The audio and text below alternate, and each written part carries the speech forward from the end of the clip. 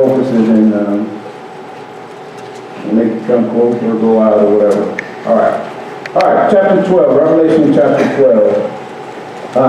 We're looking at, I think in a week gone by, in chapter 11, it talks about the two witnesses. Remember, we addressed the two witnesses that will happen during the tribulation period. They will come during the first part of the tribulation period. These two witnesses are probably, it's really not important who they are, but probably because of what they do and how they do it, it is more than likely Elisha and who was the other one? Moses. That's correct. And so those are probably the two witnesses that will do ministry for 3.5 years during the tribulation period. And then, as you know, during that 3.5 years, God is going to protect them. They will have awesome power during that 3.5 years. In fact, it says that they'll have the ability to be able to, it says in verse 5 of chapter 11, and if anyone wants to harm them, fire flows out from their mouth and devours their enemies. So if anyone wants to harm them, he must be killed in this way. And so these witnesses will have they will be preaching the gospel, but those who don't want to hear, they will have the authority to kill them. These two witnesses cannot be hurt or taken out of the way until after the 3.5 years where God allows them to be killed. And then after they are killed, after these 3.5 years, what happens? Something miraculous.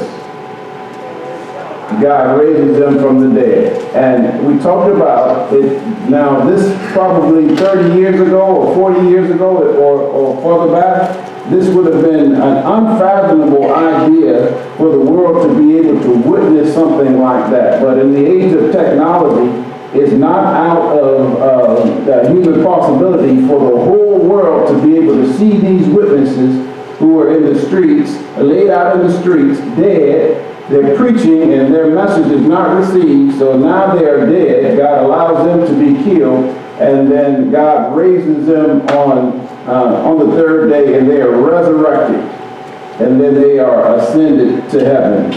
And so these witnesses, after their 120 days, in verse 7 of chapter 11, it says, they have finished their testimony.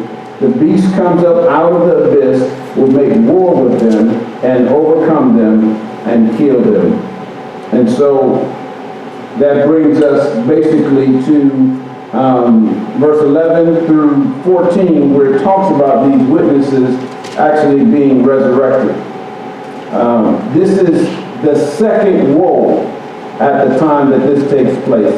Revelation chapter 11, verse 14. The second woe is past. Behold, the third woe is coming. And then it talks about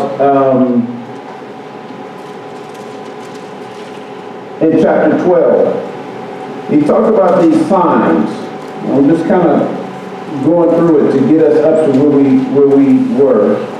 In chapter 12, verse 1, it says, a great sign appeared in heaven, a woman clothed with the sun and the moon under her feet, and on her head a crown of 12 stars. Now, this language, we talked about this a few weeks ago, and when we talked about Revelation, this is the same type of image that Joseph, or dream that Joseph had when he dreamed that his brothers would bow down to him. And this is the same type of language. Now, this is a sign, okay? And so he talks about this woman in verse 1, chapter 12. It says, a great sign appeared in heaven, a woman clothed with the sun. We said that this woman was identified as who? Israel. Very good. The woman is Israel. It says she is clothed with the sun and the moon under her feet, and on her head a crown of 12 stars. The 12 stars would identify who? 12 tribes of Israel. Very good. And then it says the sun and the moon would be referring to who? Now, in Joseph, when Joseph talked about it, the sun and the moon in Revelation would have been his mother and father. Okay? And this imagery, I don't know if there's an issue of mother and father, but he's using the imagery that Joseph used. When we get to verse 3, and it says, "And another sign appeared in heaven, and behold, a great red dragon having 7 heads and 10 horns, and on his head were 7 diadems, and his tail swept away a third of the stars of heaven and threw them to the earth." Okay? I'm just thinking, I did all that time doing an online Bible study, and none of y'all watched it.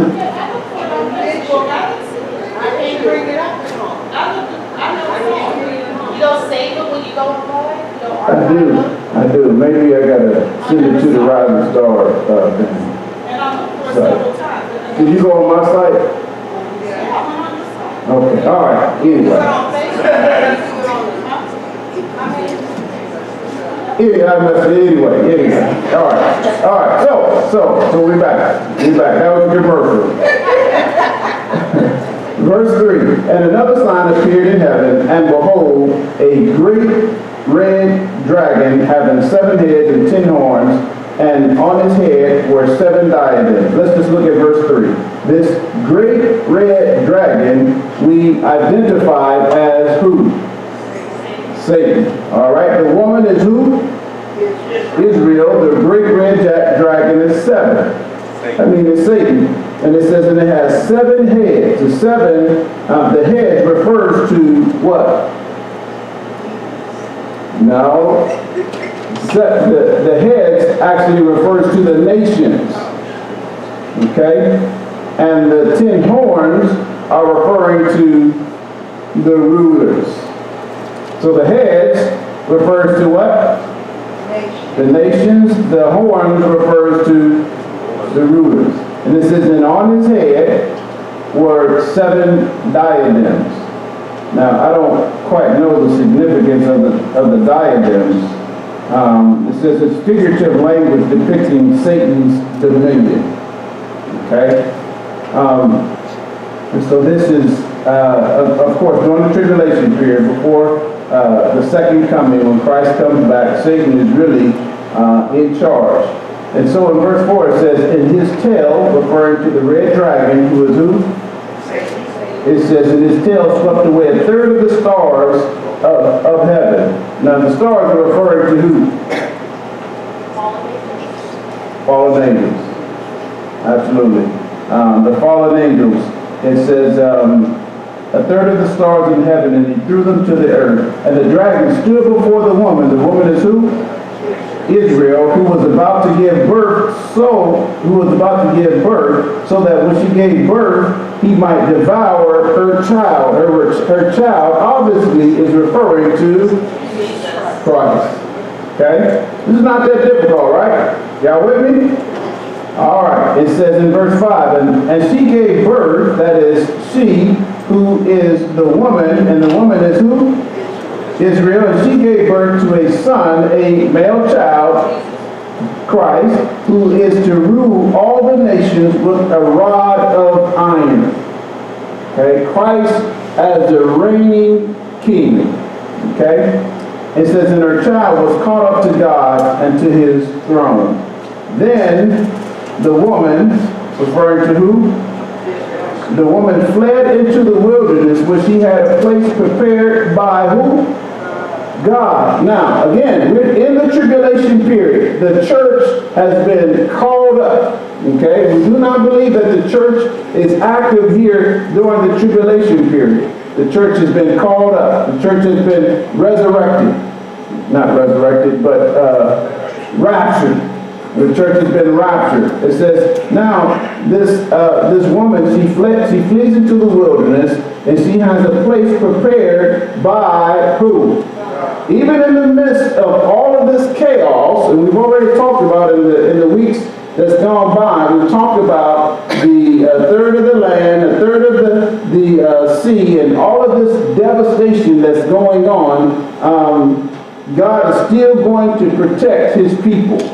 Okay?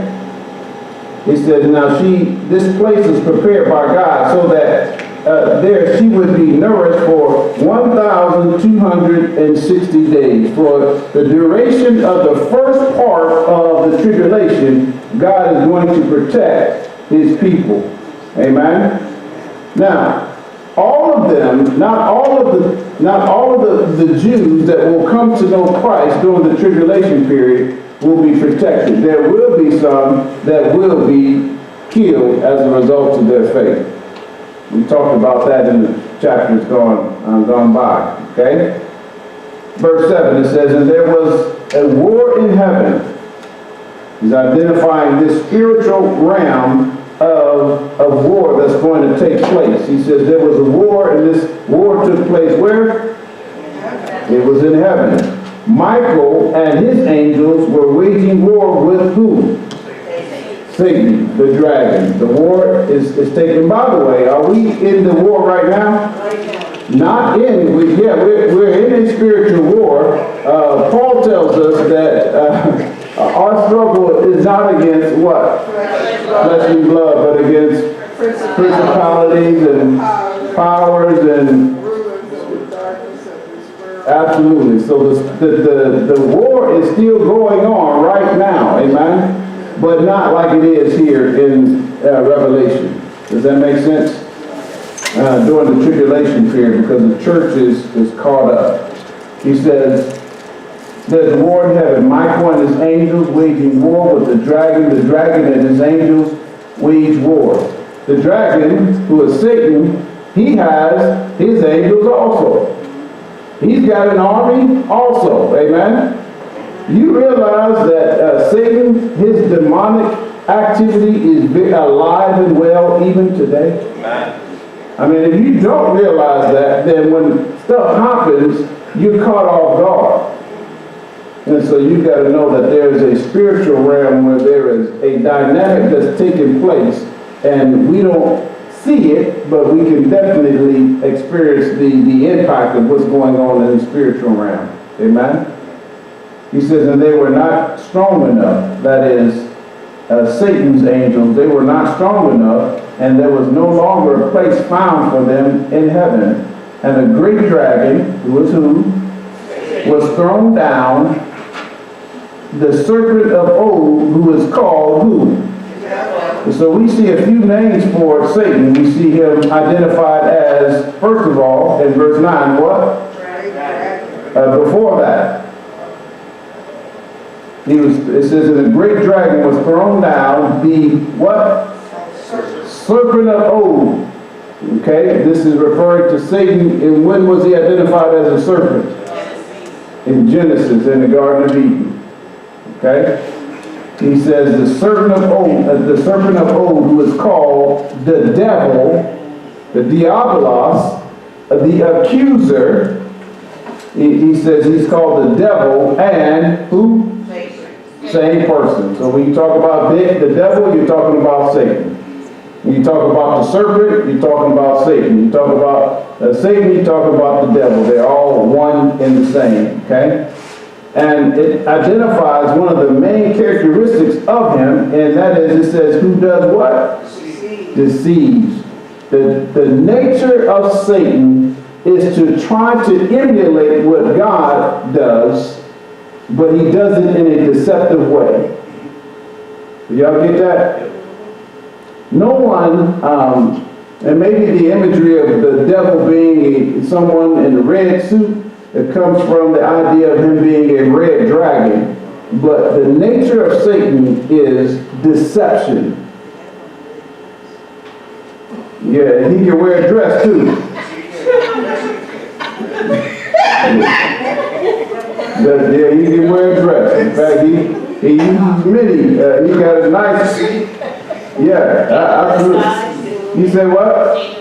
Yeah, absolutely. In fact, the Bible says that he disguises himself as a what? An angel of light. He is deceptive. And listen, there is no deceit if people are not fooled. Does that make sense? It's Satan, listen, when you see that, if you're married and you see that girl that is not your wife, and you think in your mind, you gotta know that Satan, this spiritual war is taking place right up here in your mind. We've talked about this before. And so when you start to entertain these thoughts, you gotta identify those thoughts and take those thoughts captive, because it's what? It's war. It's war. And so, listen, you got to know that Satan is busy. It's not, listen, there is not a time when you can relax and put down your spiritual guard. I'm just saying, you got to be honest with yourself. There's not a time, particularly not now, when you can put down your spiritual armor and say, I'm cool, I'm going to just give me a little rest. Love to hear Brother Frank tell his stories about when he's in Vietnam. You don't have very many people who went to Vietnam who actually even like to talk about it. But Frank, he don't mind talking about it. And I can remember the story that Brother Frank was saying. He's talking about how they actually rested